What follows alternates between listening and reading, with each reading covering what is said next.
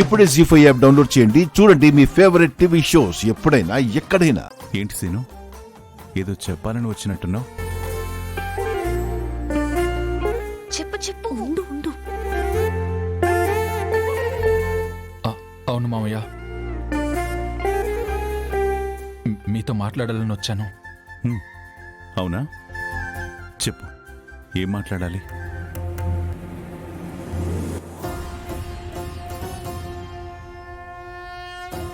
చెప్పు సీనయ్య. అతయ్య, అది చెప్పే వదినా. అంటే అది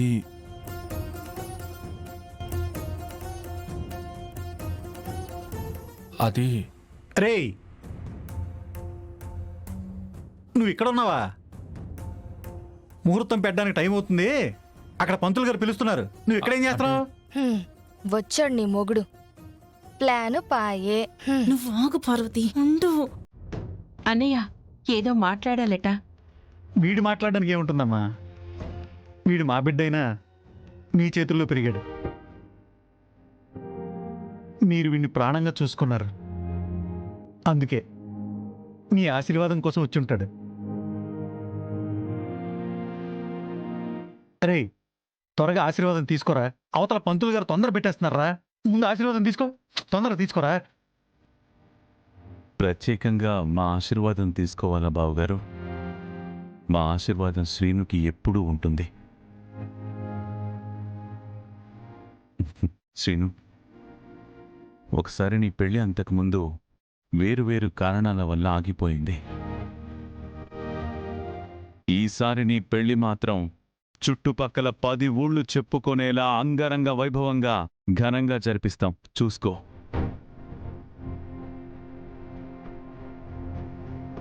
నిన్ను నా బిడ్డ కంటే ఎక్కువగా చూసుకున్నాను సీనయ్య. నిన్నింత ప్రేమగా పెంచినందుకు, నా చెల్లెలి కూతుర్ని పెళ్లి చేసుకుని పెంచిన రుణం తీర్చుకుంటున్నావు.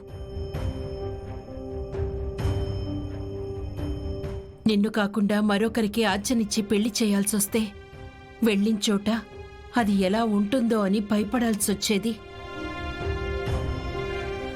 ఆ భయం లేకుండా ఆజ్ఞని పెళ్లి చేసుకుని మా కళ్ళ ముందే ఉండేలా చేస్తున్నావు. అది నాకు చాలా ఆనందంగా ఉందయ్యా.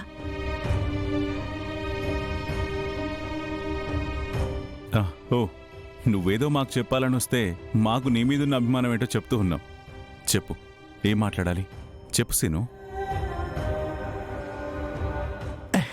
ఇక ఈడు మాట్లాడడానికి ఏముంది బావగారు? ఆశీర్వాదం తీసుకోవడానికి వచ్చి ఉంటాడు. ఎరా, అంతే కదా?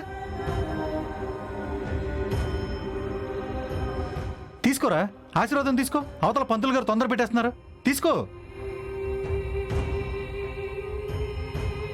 అవును మామయ్య, మీ ఆశీర్వాదం తీసుకోవాలనే వచ్చాను.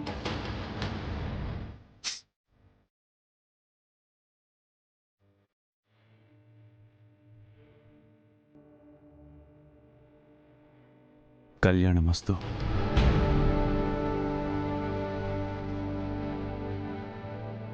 జీ5 యాప్ డౌన్లోడ్ చేసి అన్ని ఎపిసోడ్స్ పూర్తి ఉచితంగా చూడండి.